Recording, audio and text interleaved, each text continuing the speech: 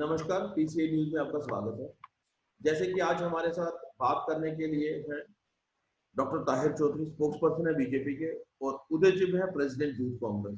एक गेस्ट हमारे और हैं। बार बार बता दूं कि 4G की वजह से, 4G के कारण हमें इस चीज की काफी प्रॉब्लम आती है अपने गेस्ट को पैनल में लेने के लिए, और 4G की बात पीसीए न्यूज बार बार उठा रहा है तो वो हम उठाते रहेंगे। हमारे साथ मोदी आर्मी से थे सुधीर जी थे, रिटायर्ड आईजी हैं और मोदी आर्मी के वाइस प्रेसिडेंट हैं। वो हमारे साथ प्रोटेक्ट नहीं कर पा रहे हैं क्योंकि 4G के कारण। मैं आपको बता दूं कि जैसे कि एक दिन चर्चा एक पहले भी हुई हमारी मालघर में, महाराष्ट्र में जो हमारे साधु संत मारे गए, उसके ऊपर आज उसी बात की चर्चा के लिए हमारे साथ 3 पैनलिस्ट थे। आज उसी की बात करेंगे, और उसके बाद अभी वो बात पूरी भी नहीं हुई थी, अभी उसकी चर्चा चली ही रही थी। तो यूपी में भी हमारे 2 साधु समाज के लोगों को मार दिया गया। उसी के बारे में बात करने के लिए आज बात करेंगे। उदय जी, मैं आपसे पूछूंगा, ये पहले एक जगह पे घटना होती है, फिर दूसरी जगह पे घटना होती है, क्या बोलेंगे आप? जी, घटनाओं पे घटनाएं हो रही हैं। और अगर आप हमारे देश की जो गवर्नमेंट है उसका आंकड़े भी देखेंगे तो जो क्राइम का रेट है, और ना सिर्फ क्राइम का रेट, जो महिलाओं के ऊपर भी जो वारदातें हो रही हैं वो बढ़ती जा रही हैं। तो एक तरह से ये कहने में कोई हिचक नहीं होनी चाहिए कि जब से ये बीजेपी की सरकार आई है तो इसमें क्राइम रेट में बहुत ज्यादा उछाल आया है, चाहे वो किसी भी धर्म के लोगों पे हो और खासकर महिलाओं के बारे में हो। तो ये कंप्लीट फेलियर है गवर्नमेंट का, और गवर्नमेंट को इसके बारे में सोचना चाहिए। जी ताहिर जी। देखिए, हालात से देश गुजर रहा है और पूरी दुनिया गुजर रही है। तो पे ध्यान है उस हालात में जब पूरी सरकार, प्रधानमंत्री साहब, उनकी पूरी टीम को कोविड-19 को लेके हम लोग जंग लड़ रहे हैं कि देश का 1 करोड़ को खाली पेट नहीं सोना चाहिए, हर किसी को खाना मिलना चाहिए। बीच में ऐसी दर्दनाक घटना होती है, किया, मैं इस चीज को कहूंगा कि मर्डर कर दिया गया हमारे 2 साथियों। और महाराष्ट्र की आपको ये चीज मैं बताऊं कि महाराष्ट्र की एक न्यूज़पेपर में ये खबर छपी कि जो 3 चोरों को मार दिया गया मॉब की तरफ से। इस तरह की खबरें छपी गई। पहली तो मैं महाराष्ट्र सरकार की हूँ, एनसीपी की, सीपीएम के वहां पे उनके लीडर्स अवेलेबल थे, पुलिस थी, और ये इस चीज को ये लोग हैंडल नहीं कर पाए और 3 लोगों की जान, उन साधुओं की, बेचारों की जान गई जो अपने गुरु के देहांत पर श्रद्धांजलि के लिए जा रहे थे। उनको मॉब लिंचिंग करके की हम कड़ी शब्दों में निंदा करते हैं। और भारतीय जनता पार्टी के ऊपर अभी एक पैनलिस्ट कह रहे हैं का टोटल फेलियर है, गवर्नमेंट का कोई फेलियर नहीं है। प्रधानमंत्री साहब दे रहे हैं कि कोई भी ऐसी हरकत ना करे। ताहिर जी, अगर महाराष्ट्र में बात होती है तो यूपी की बात भी तो करेंगे ना।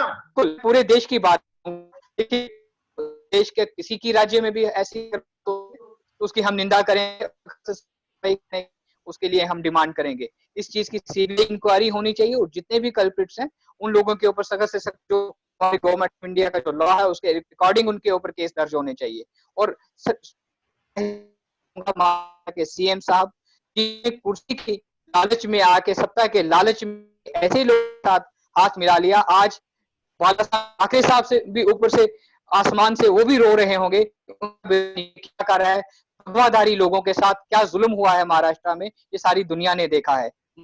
लोगों के साथ धोखा हुआ है, उन्होंने क्या वोट दिया था, क्या चाहते थे, की लालच में आके उन्होंने एनसीपी के साथ, कांग्रेस के साथ हाथ किया है। आज लोगों को एहसास हुआ है, जब साधुओं की जान गई, उनका मर्डर किया, आज लोगों को एहसास हो रहा है कि आने वाले दिन और इससे बदतर हो सकते हैं। लेकिन सेंट्रल गवर्नमेंट इसके ऊपर शब्दों में निंदा करेगी, सख्ती से। महाराष्ट्र सरकार पे आपने उंगली उठाई, क्या अब यूपी सरकार के ऊपर भी उंगली उठाएंगे? देखिए, यूपी सरकार में लोग भी उनको हमारे चीफ मिनिस्टर साहब ने पहले कह दिया है, होम मिनिस्टर साहब ने भी इस चीज को, इस टाइम पे देश में एक भ्रम फैलाया जा रहा है कि किसी भी रिलीजन के अगर किसी को कराया जाएगा, मारा जाएगा, लिंचिंग की। भारतीय जनता पार्टी, हमारी सेंट्रल गवर्नमेंट की सरकार, प्रधानमंत्री साहब, ये आप थोड़े दिन की बात है, सुधरने दीजिए, जंग लड़ने उससे हम जीत के वापस आने दीजिए। देखिए, इन लोगों को, जो लोग इन चीजों पे इन्वॉल्व हो गए, उन लोगों का दूध और पानी का पानी सभी देश की जनता के सामने आएगा। अरे इतना मान लो कि जो कानूनी कार्रवाई जो सरकार के लिए, महाराष्ट्र सरकार के लिए बोलेंगे, वही शब्द हमारे माननीय प्रधानमंत्री जी के यूपी सरकार के लिए भी होंगे। यूपी सरकार में पिछले दिनों परशुराम जयंती के दिन एक ब्राह्मण परिवार को मार दिया जाता है, उस पर भी कोई बात नहीं होती। तो कानून तो पूरे देश में एक जैसा चलेगा ना? नहीं, पूरे देश में एक जैसा चलेगा, बड़ा या छोटे से नहीं देखा जाएगा। हम ये नहीं कि उस राज्य में हमारी सरकार नहीं है तो वहां पे कानून अलग होगा, सभी को एक नजर से सेंट्रल गवर्नमेंट की तरफ से देखा जाएगा। प्रधानमंत्री हमारी सरकार का भी बार-बार लोगों को निशाने पे ले कहा कि ऐसी हरकतें मत करो कि जिससे किसी के ऊपर उंगली या किसी को नुकसान पहुंचे, किसी रिलीजन को, किसी को भी, सभी लोग हमारे लिए बराबर हैं। हम सभी लोगों की तरक्की चाहते हैं, देश में भाईचारा चाहते हैं। लेकिन जब ऐसी हरकतें होती हैं तो प्रधानमंत्री साहब को भी कहीं ना कहीं दिल में ठेस, देश 130 करोड़ आवाम है, कहीं ना कहीं बाहर के देश के लोगों, जो देश है वहां पे क्या मैसेज जाता है, ऐसे लोगों को सुधारना पड़ता। मैं कहता हूँ उदय जी को समय दूंगा मैं। उदय जी क्या बोलेंगे? देखिए, ताहिर भाई ने काफी बातें की, उसमें एक बात की तो प्रशंसा मैं करता हूं कि अभी कोविड से लड़ने की जरूरत है, पूरा देश इससे लड़े। अच्छी बात है, हम लड़ रहे हैं। लेकिन दूसरी बातें जो इन्होंने की है, एक की है कि जनता के साथ धोखा किया। अगर जनता के साथ ये बीजेपी वाले सोच रहे हैं महाराष्ट्र में धोखा हो गया, तो मुझे ये बताइए गोवा में किसके साथ धोखा हो गया था, कर्नाटका में किसके साथ धोखा हो गया था, उत्तराखंड में किसके साथ धोखा करके सुप्रीम कोर्ट से वो कर लिया था। लेकिन ये समय नहीं है अभी इस बात का। लेकिन बात जिस तरह से ये कह रहे थे कि शर्म आनी चाहिए, संतों का मर्डर हो गया, उनको मारा गया, तो ये तो गलत हुआ इसके ऊपर। और मुझे पूरा विश्वास है महाराष्ट्र गवर्नमेंट जल्द से जल्द इसके ऊपर, महाराष्ट्र पुलिस कॉम्पिटेंट है और जो कातिल हैं और जिनको पीछे जो जिनका हाथ है वो पकड़े जाएंगे।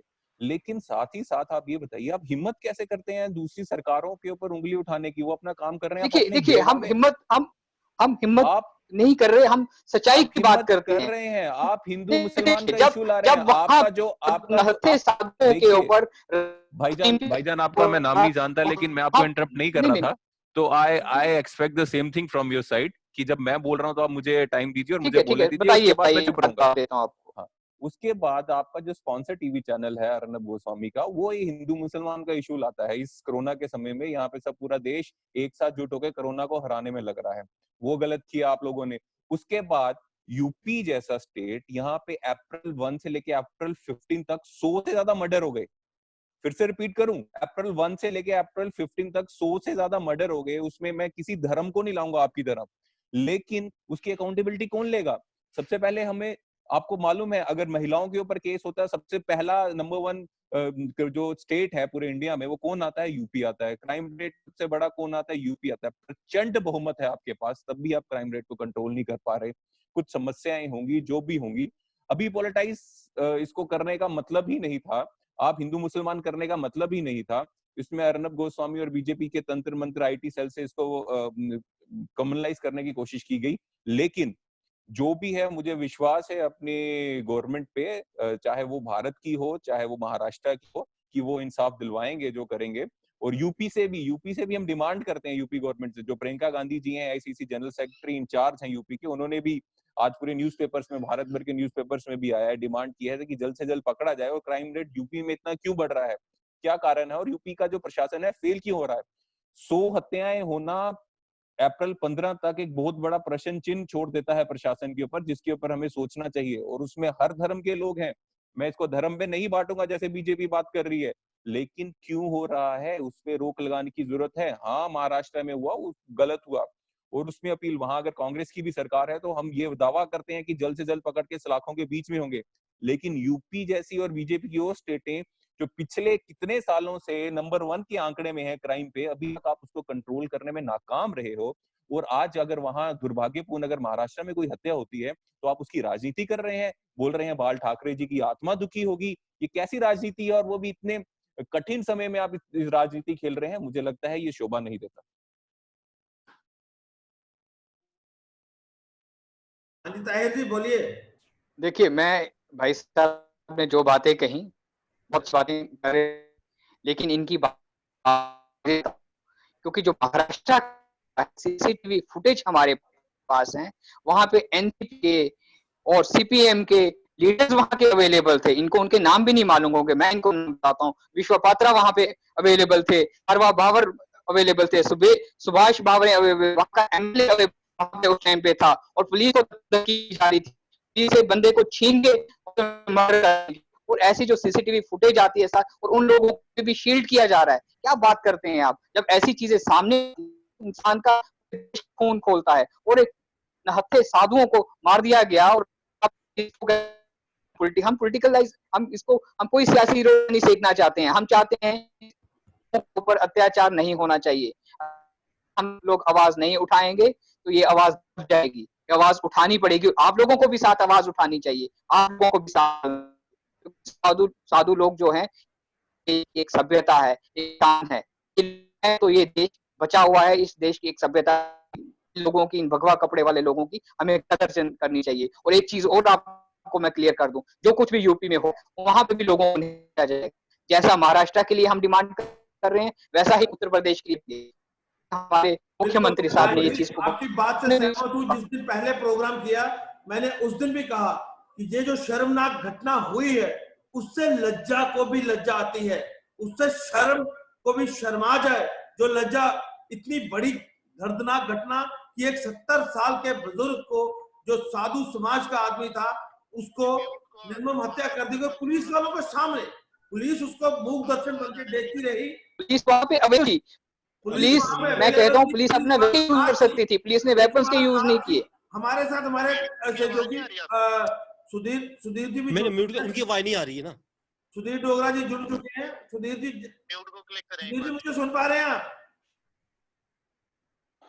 तो मैं आपको बोलूं कि वहां पे, और वैसी ही घटना यूपी में होती है, तो इसको दो राज्यों की राजनीति में ना बांट, मैं भी कैसे करूं? ये वहां पे किसी मीटिंग में कुछ नहीं सकता अभी, वहां पे किसी और, इस चीज को ऐसे देखा जाए कि हमारे साधु समाज के लोगों की हत्या हुई है, हमने उनको नहीं। आप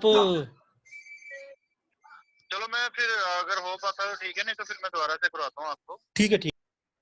नवनीत भाई, मैं इसमें जवाब दे सकता हूँ? हाँ जी जी जी, मैं उदय जी आपसे ले रहा हूँ। जी जी, मैं ये कह रहा था कि जो हमारे बीजेपी के स्पोक्स पर्सन हैं, उनसे मैं सहमत हूँ कि इसमें राजनीति नहीं करनी चाहिए, और वो यूपी से भी डिमांड करते हैं, अच्छी बात है। और जो संतों का मर्डर हुआ, अगर उसमें सीसीटी क्लिप है, तो मुझे पूरा विश्वास है प्रशासन और पुलिस अपना काम करेगी और जल्द से जल्द करेगी। आप थोड़ा पेशेंस रखिए। पेशेंस इसलिए रखिए क्योंकि गलत है, और जल्द से जल्द जो गुनहगार है उनको सजा मिलनी चाहिए, कड़ी से कड़ी फांसी की सजा मिलनी चाहिए। ये as a Jammu Kashmir youth Congress president मैं डिमांड करता हूँ। लेकिन आप थोड़ा पेशेंस रखिए प्रशासन में। क्यों पेशेंस रखिए? देखिए, अभी इसको कितने ही दिन हुए हैं, सालों हो गए, 4-5 साल हो गए। जेएनयू में, दिल्ली में, भारत तेरे टुकड़े होंगे ऐसे नारे लगे हैं, उनकी भी सीसीटी क्लिप्स हैं। अभी तक बीजेपी की गवर्नमेंट के अंडर है दिल्ली पुलिस, अभी तक वो लोग अंदर नहीं हुए हैं, कोई उनके ऊपर कार्रवाई नहीं हुई है। हम पेशेंस रख रहे हैं और समझ रहे हैं कि शायद आप उनके अगेंस्ट एक्शन लेंगे, लेकिन अगर हम इतनी पेशेंस लग रहे हैं तो आप इतनी की जरूरत नहीं है। 1 महीने तक की पेशेंस रखिए। जो मुजरिम है वो सलाखों के पीछे होंगे।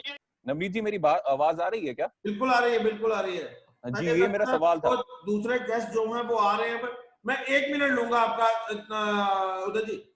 जी सुधीर जी, आपकी वजह से प्रोग्राम खराब हो रहा है, आपकी वजह से आपको सर, आपको ना, आप पहले पूरा सेटिंग कर लें, उसके बाद आइए programme. Sir mute the office लगा पर जी जी जी, बोलिए बोलिए उदय जी।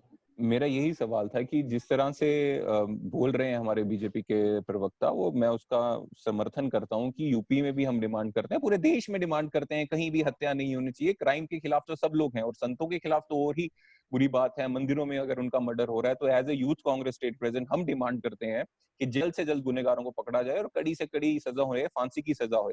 लेकिन साथ ही साथ आपको विश्वास रखना पड़ेगा प्रशासन में। 1 महीना तो होने तो कम से कम मैं यकीन दिलाता हूँ, मुझे विश्वास है कि जल्द से जल्द जो महाराष्ट्र पुलिस है इसमें तह तक पहुंचेगी। हम भी तो पेशेंस रख रहे हैं। कितने सालों पहले जेएनयू में, जवाहरलाल नेहरू यूनिवर्सिटी में, भारत तेरे टुकड़े होंगे के नारे लगे थे, उसकी सीसीटी क्लिप्स भी थी।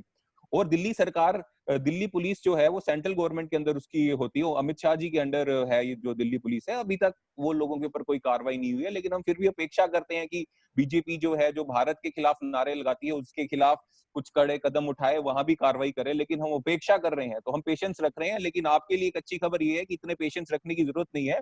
महीने डेढ़ के अंदर मुझे पूरा विश्वास है, कॉम्पिटेंट है महाराष्ट्र पुलिस, और इसका जो गुनेगार है वो सलाखों के अंदर होंगे और इंसाफ जरूर मिलेगा।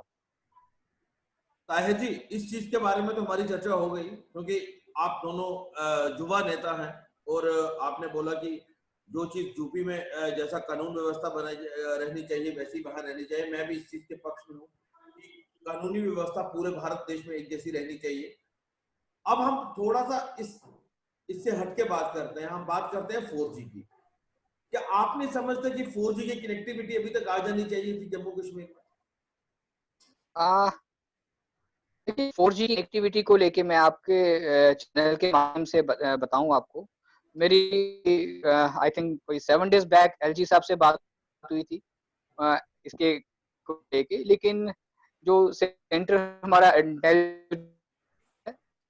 सारी चीजें उनकी नजर में होती और ऑब्जर्व किया जा रहा है, क्योंकि आपने ड्यूरिंग कोरोना वायरस जब जम्मू कश्मीर एडमिनिस्ट्रेशन भी कोविड-19 के साथ लड़ रही है, तब भी छुट-पुट घटनाएं चल रही हैं, अटैक हो रहे हैं, इनकाउंटर्स चल रहे हैं, ये चीजें चल रही हैं।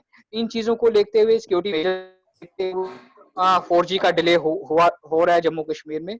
और मुझे लगता है जब ये सिक्योरिटी एजेंसीज की तरफ से सारा कुछ जम्मू कश्मीर करेगी होगी, तो 4G को भी जल्दी स्टार्ट किया जाएगा, क्योंकि आज की जो है वो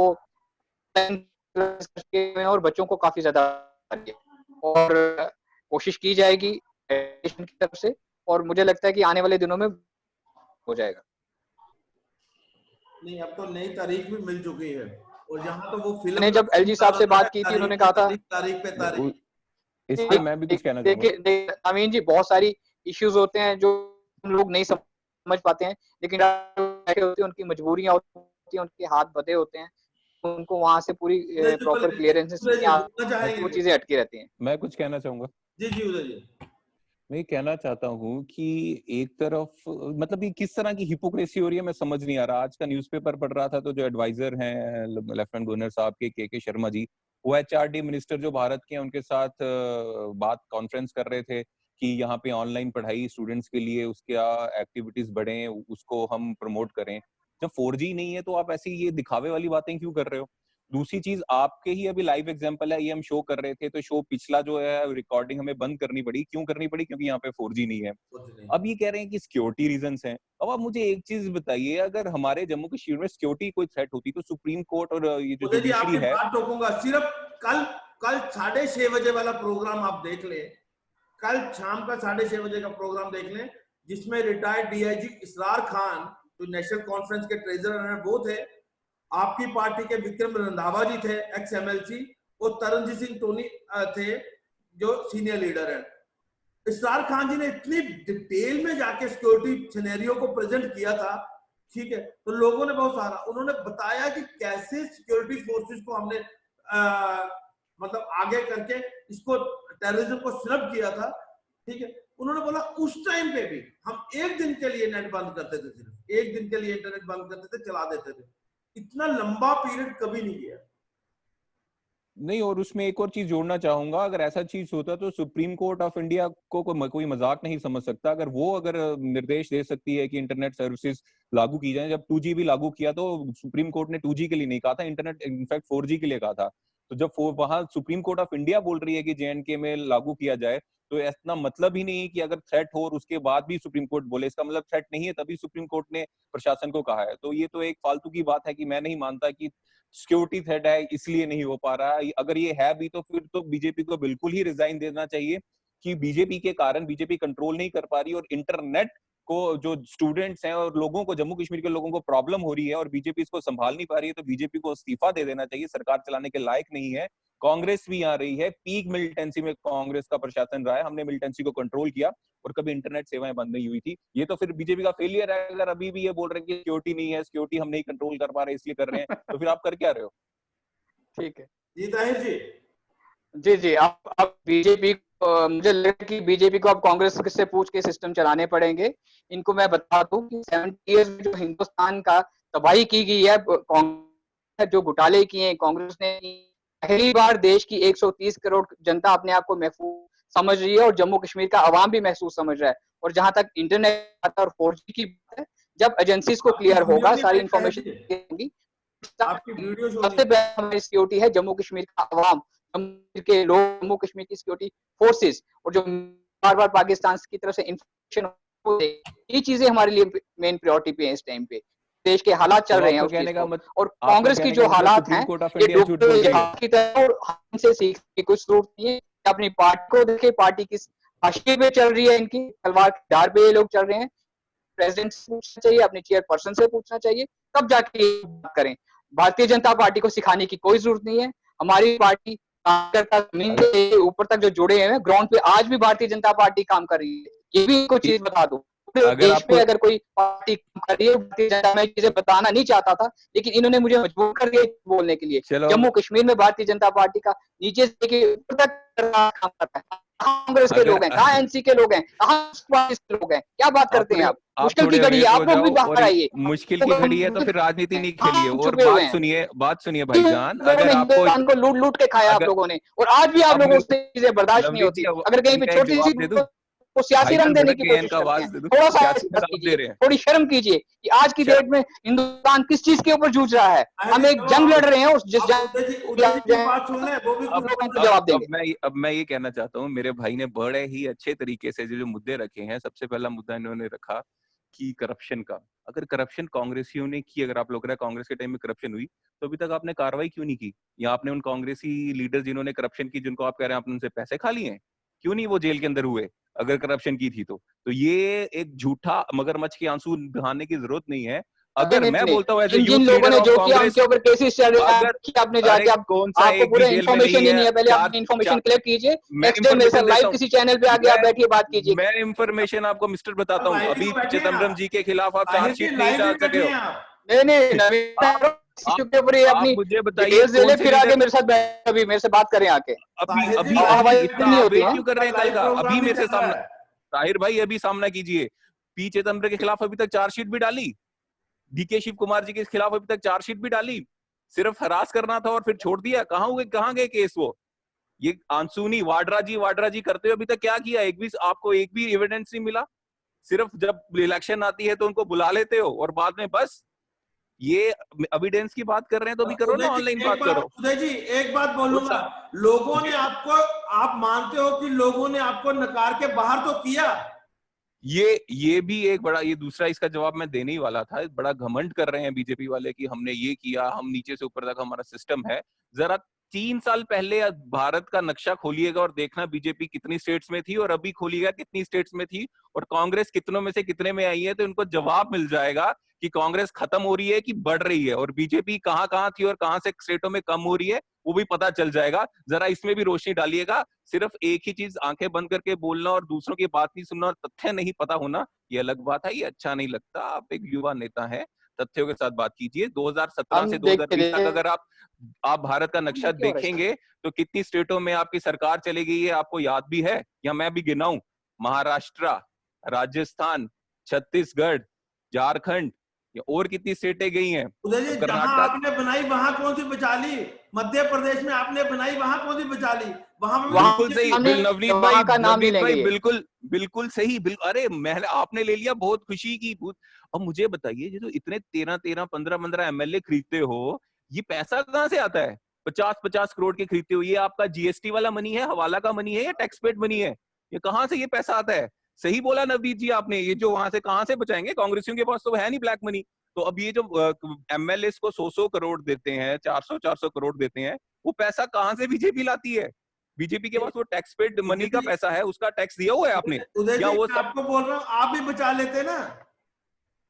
आदत नहीं है ना करप्शन करने की। अगर करप्शन की होती, हमारे लोगों ने करप्शन नहीं की, तब उन्होंने इतना हरास किया। अगर की होती तो ये छोड़ते?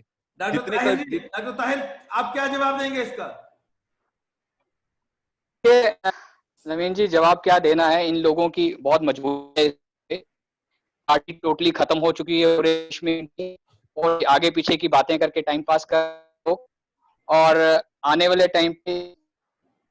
टाइम पे इनको अवाम जो देगा, अवाम वही इनको जवाब देगा कि कांग्रेस ने देश के लिए क्या किया 70 साल में और भारतीय जनता पार्टी, वो तो सबको मालूम अवाम है जवाब कि देगा। कांग्रेस ने जो चीजें बनाई उसको इनके बीजेपी काले बेच चिट्ठे रही है। देश के सामने खुले हुए हैं, इनकी इंक्वायरियां चल रही हैं, इनकी इन्वेस्टिगेशन चल रही हैं इन लोगों की। इन जिसमें लोगों कोई को रिजल्ट नहीं आ आने रहा। वाला टाइम देश की जनता इनको इस चीज का जवाब देगी। हट गए हैं नवनीत नवनीत भाई एक बात कहना चाहूंगा, ये बोल रहे हैं कांग्रेस ने क्या किया कि एक लिस्ट निकालिएगा जिसमें बीजेपी का जो जितनी भी सेंटर की जो एजेंसीज हैं जो बीजेपी बेच रही है वो सब कांग्रेस ने बनाई है।